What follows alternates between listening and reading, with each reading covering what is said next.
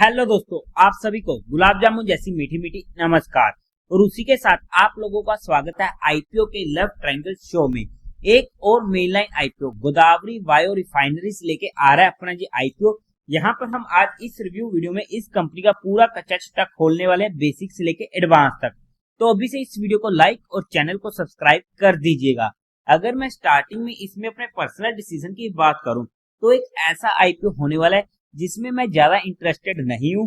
हाँ, बट अगर external factor अच्छे रहते हैं तो मैं ज्यादा से ज्यादा इसे रिटेल कैटेगरी में स्टडी करने की कोशिश करूंगा, बीइंग ए अग्रेसिव होकर। अदरवाइज मैं इस आईपीओ को इजीली अवॉइड करने वाला हूँ। और ऐसा डिसीजन क्यों है या ऐसे कौन कौन से इस वट वाले पॉइंट देखने को मिले वो हम इस डिटेल्ड रिव्यू वीडियो में स्टडी करने की कोशिश करेंगे।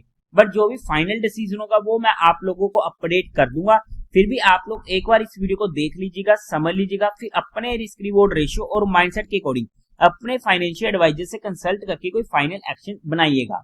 उसी के साथ साथ आप लोगों को म्यूचुअल फंड में या इंश्योरेंस सेगमेंट में किसी भी तरीके की कोई भी हेल्पलाइन की जरूरत है, या आप लोग चाहते हो कि being a mutual fund distributor हम आपका पैसा मैनेज करने में आपकी हेल्प करें, चाहे वो SIP हो, STP हो, SWP हो, बूस्टर STP हो, या लमसम अमाउंट हो, तो आपको डिस्क्रिप्शन में मेरा फोन नंबर मिल जाएगा, आप मुझसे कांटेक्ट कर सकते हैं। अब अगर हम कंपनी की बेसिक डिटेल की बात करते हैं तो 1956 में ये कंपनी इनकॉर्पोरेट हुई थी। मतलब कि काफी अच्छा एक्सपीरियंस कंपनी के पास होने वाला है। काम की बात करते तो ये मैन्युफैक्चरिंग करती है इथेनॉल बेस्ड केमिकल्स को। As of June 30, 2024 company operate करती है एक integrated bio refinery with a capacity of 570 KLPD for ethanol production. और उसी के साथ साथ ये कंपनी लार्जेस्ट प्रोड्यूसर होने वाली है एमटीओ की in the world based on installed capacity. मतलब कि एक पॉजिटिव पॉइंट इस कंपनी का हमें देखने को मिल चुका है। और उसी के साथ साथ नेचुरल 1,3 ब्यूटानियोडल जो केमिकल वगैरह होने वाला है, दो कंपनीज ही मैन्युफैक्चरिंग करती है, उनमें से एक कंपनी ये होने वाली है। जहां पर ना जब हम +1 +2 में पढ़ा करते थे तो जो केमिस्ट्री होती थी और ऐसे ऐसे नाम देखने को मिलते थे जैसे 1,3 ब्यूटानाइल वगैरह वगैरह वगैरह, जो मुझे आज तक पर्सनली कभी समझ में नहीं आया है। बट अपार्ट फ्रॉम दैट, और उसी के साथ साथ ये ओनली कंपनी होने वाली है जो बनाती है बायो इथाइल एसीटेट। अब ये केमिकल की चीज में यूज होता है, उसके लिए तो हमें दोबारा से +1 +2 की केमिस्ट्री उठा के देखनी पड़ेगी, but that's only part of a fun. अब अगर हम कंपनी के प्रोडक्ट पोर्टफोलियो की बात करते हैं तो उसमें आ जाता है bio based chemical, sugar, various grades of ethanol and power. और ये प्रोडक्ट्स यूज किए जाते हैं इन द इंडस्ट्री जैसे कि food, beverage, pharmaceutical, flavours, fragrance, power, fuel, personal care and cosmetics में। कंपनी की 3 R&D फैसिलिटीज होने वाली है। एज ऑफ जून 30, 2024 कंपनी के पास 52 परमानेंट रिसर्च स्टाफ होने वाला है, जिनमें 8 साइंटिस्ट होने वाले विद डॉक्टरल डिग्रीज।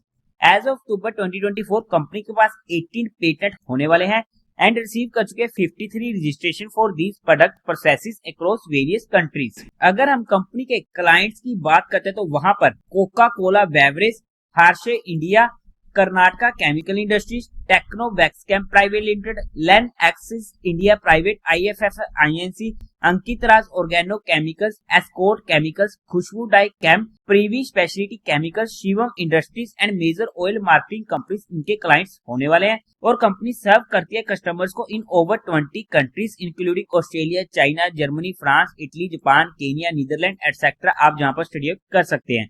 कंपनी की 2 मैन्युफैक्चरिंग फैसिलिटीज भी होने वाली है, एक कर्नाटका में और दूसरी महाराष्ट्र में। और एज ऑफ जून 30, 2024 कंपनी का 1583 परमानेंट एम्प्लॉयज होने वाले हैं, जिनमें से 437 एम्प्लॉयज सेमी स्किल्ड या अनस्किल्ड होने वाले हैं। देखो, अगर हम काम वाइज बात करते हैं तो वहां पर हमें कोई भी दिक्कत देखने को नहीं मिल रही है। एक अच्छा काम, एक अच्छा सेगमेंट हमें देखने को मिलने वाला है। हालांकि कंपनी के हम इंटरनल रिस्क फैक्टर को जहां पर स्टडी नहीं कर रहे हैं वो आप इनके DRHP में स्टडी आउट कर लीजिएगा। फिर भी अगर हम कंपनी के टेंटेटिव टाइम टेबल की बात करते हैं तो ये IPO ओपन होगा 23 अक्टूबर को, क्लोज होगा 25 अक्टूबर को, अलॉटमेंट होगी 28 अक्टूबर को, और रिफंड मिलने शुरू हो जाएंगे 29 अक्टूबर को, और आपके अकाउंट में क्रेडिट भी हो जाएंगे शेयर इस अलॉटेड 29 अक्टूबर को। टेंटेटिव लिस्टिंग डेट 30 अक्टूबर की। Face value 10 rupees per share की। प्राइस बैंड 334 से 352 रुपीज पर शेयर का। 42 शेयर्स का एक लॉट होने वाला है। टोटल इशू साइज है 554.75 करोड़ का, जिसमें से फ्रेश इशू रहेगा 325 करोड़ का, और बाकी रिमेनिंग 230 करोड़ के करीब का होने वाला है OFS, BSE एंड NSE दोनों पर ये IPO लिस्ट होने वाला है। कोटा की बात करते हैं तो क्वालिफाइड का 50% का, रिटेल में 35% का, एचएनए में 15% का होने वाला है। लोट साइज में रिटेल कैटेगरी में एक लोट पड़ेगा 42 शेयर्स का, जिसकी अमाउंट पड़ेगी 14,784 रुपीज की। स्मॉल एचएनए में मिनिमम 14 लोट्स के लिए अप्लाई करना पड़ेगा, जिसकी अमाउंट पड़ेगी 2,06,976 रुपीज की। बिग एचएनए में 68 लोट्स के लिए अप्लाई करना पड़ेगा, जिसकी अमाउंट पड़ेगी 10,05,312 रुपीज की।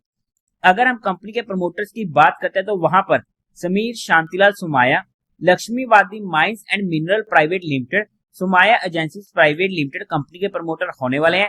प्री इश्यू होल्डिंग थी ऑलमोस्ट 81% की, जो पोस्ट इश्यू रह जाएगी 63.31% की। अब अगर हम कंपनी के मेन मुद्दे और सबसे मेजर दिक्कत वाले पॉइंट की बात करते हैं, यानी कि कंपनी के फाइनेंशियल की, तो वहां पर सबसे पहले टोटल असेट 2022 में था 1733 करोड़ के, जो इंक्रीज होते होते 2024 तक पहुंच चुके हैं 1991 करोड़ के। कोई ज्यादा मेजर ग्रोथ नहीं है, बट हाँ हल्की सी देखने को मिल रही है। बट पहले क्वार्टर ऑफ 2025 फाइनेंशियल ईयर में कम हो चुके थे और 1554 करोड़ की रह चुके थे। रेवेन्यू 2022 में था 1709 करोड़ का, 2023 में 2023 करोड़ का एंड 2024 में 1700 करोड़ का। जहां पर भी हमें अनकंसिस्टेंसी सी देखने को मिल रही है, कभी ऊपर तो कभी नीचे। और पहले क्वार्टर में 525 करोड़ का प्रॉफिट आफ्टर टैक्स 2022 में था 19 करोड़ का, 2023 में 19 करोड़ का, 2024 में अच्छा खासा डिप देखने को मिला और 12 करोड़ का रह चुका था। और पहले क्वार्टर में 26 करोड़ का लॉस हमें देखने को मिल रहा है। तो यहाँ पर प्रॉफिट आफ्टर टैक्स में भी हमें दिक्कतें देखने को मिल रही है। रीजन की बात करते हैं तो गवर्नमेंट ने जहां पर इथेनॉल बेस्ड प्रोडक्ट्स पर वहां पर बैन लगा दिया था, जिसका कंपनी के ऊपर मेजर इंपैक्ट देखने को मिला और उसका रिजल्ट हमें इनके फाइनेंशियल में देखने को मिल रहा है। नेटवर्थ की बात करते हैं 233 करोड़ की, रिजर्व एंड सरप्लस में 432 करोड़ का एंड टोटल बोरिंग्स कंपनी के पास 703 करोड़ की होने वाली है। ओवरऑल में अगर हम फाइनेंशियल्स की बात करते हैं तो ऑब्वियसली कंपनी के फाइनेंशियल अच्छे हमें देखने को नहीं मिल रहे हैं। रीजन चाहे जो भी हो, बट हमेशा रिजल्ट मैटर करता है, चाहे उसका रीजन जेन्युइन हो या अनजेन्युइन हो, बट रिजल्ट जो होगा हमेशा रिजल्ट की वैल्यू रहती है और रिजल्ट जहां पर हमें अच्छा देखने को नहीं मिल रहा है। अब अगर हम बात करते हैं क्यों आ रहा है ये आईपीओ, तो वहां पर ऑब्जेक्टिव की बात करते हैं तो कुछ इनको रीपेमेंट्स वगैरह करनी है अपनी कुछ बोरोइंग्स की, सेकंड जनरल कॉर्पोरेट पर्पस। अगर हम कंपनी को फंडामेंटली चेकआउट करने की कोशिश करते हैं तो मार्केट कैपिटलाइजेशन 1801 करोड़ की, आरओई नेगेटिव है क्योंकि 2025 फाइनेंशियल ईयर के बेस पर जहां पर दे रखे हैं और वहां पर कंपनी लॉस मेकिंग होने वाली है। आरओसी भी नेगेटिव में होने वाला है। डेट टू इक्विटी रेशियो 3 का जो काफी ज्यादा हो जाता है, जो हमारे लिए इस कंपनी एक मेजर कंसर्न वाला पॉइंट होने वाला है। रिटर्न ऑन नेटवर्थ भी नेगेटिव है। अगर हम 2024 के रिजल्ट के अकॉर्डिंग देखेंगे तो वहां पर हमें थोड़ा बहुत देखने को मिलेगा पॉजिटिव में, बट फिर से हमें इतना ज्यादा देखने को नहीं मिल रहा है। प्राइस टू वैल्यू 6.31 की, profit after tax margin obviously negative में होने वाला है।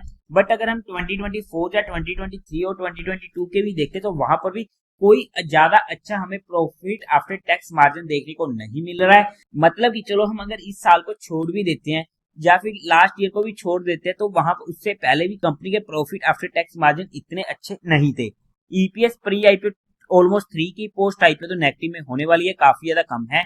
पीई प्री आईपीओ 120 की ये कंपनी मांग रही है। फंडामेंटली अगर हम बात करते हैं तो अच्छे फंडामेंटल हमें जहां पर बिल्कुल भी देखने को नहीं मिल रहे हैं, जो फिर से हमारे लिए नेगेटिव पॉइंट हो जाता है। इसलिए ही मैं जहां पर कंपनी के डीआरएसपी में ज्यादा डिटेल में नहीं गया हूं, क्योंकि हमारे पास पहले काफी सारे नेगेटिव पॉइंट्स देखने को मिल चुके थे, जहां पर ऑलमोस्ट हमारा इंटरेस्ट कम हो जाता है किसी भी आईपीओ में, जब हमारे पास काफी अच्छे आईपीओ हमें बैक टू बैक देखने को मिलने वाले हो और साथ ही साथ मार्केट का मूड मोल भी थोड़ा सा बिगड़ा हुआ हो। तो ऐसे में हमें हमारे रिस्क फैक्टर को ध्यान में रखते हुए प्रॉपर्ली सही जगह पर ही रिस्क लेना बनता है। हाउएवर अगर हम बात करते हैं पीयर टू पीयर कंपिटिटर्स में, तो एल्काई एमाइंस जिसका पी है 78 का, जुबिलेंट इंग्रेविया 64 का पी, लक्ष्मी ऑर्गेनिक 65 का, ईड पैरी 17 का पी, त्रिवेणी इंजीनियरिंग 26 का पी, बलरामपुर चीनी मिल्स 24 का पी, दालमिया भारत 15 का पी, धर्मपुर शुगर मिल्स 11 का पी, द्वारकीदेश शुगर 17 का पी।